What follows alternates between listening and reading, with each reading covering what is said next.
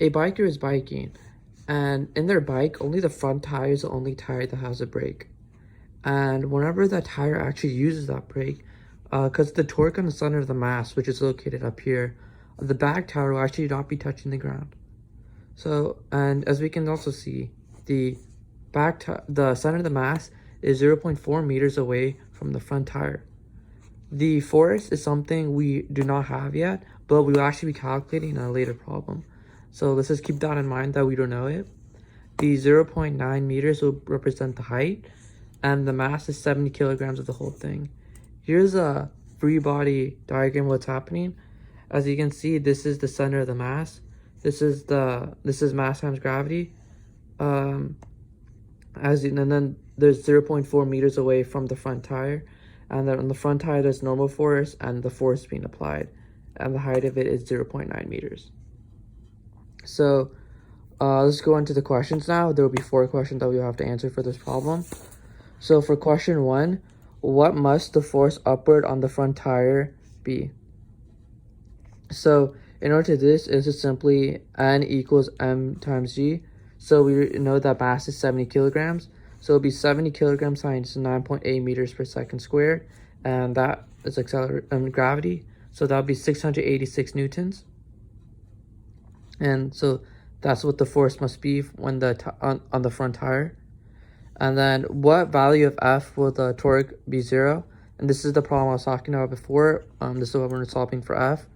So we know that F times 0.9, which is the height, minus N times 0.4, because that's the distance between the center of the mass and the front tire, equals 0.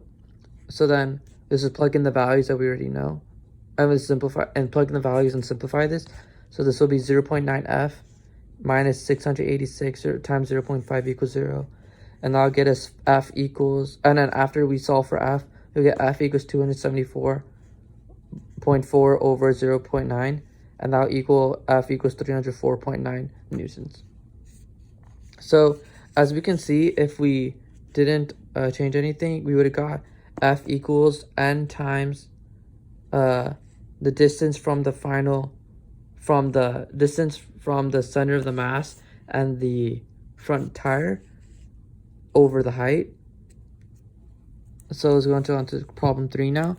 What is the acceleration the biker slows using the front brake only?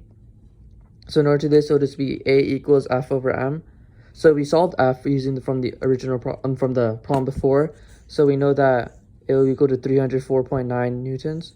So we know it would be 304.9 newtons, and we said before that mass was 70 kilograms. So it'll be over 70 kilograms. And that'll get us 4.4 meters per second squared.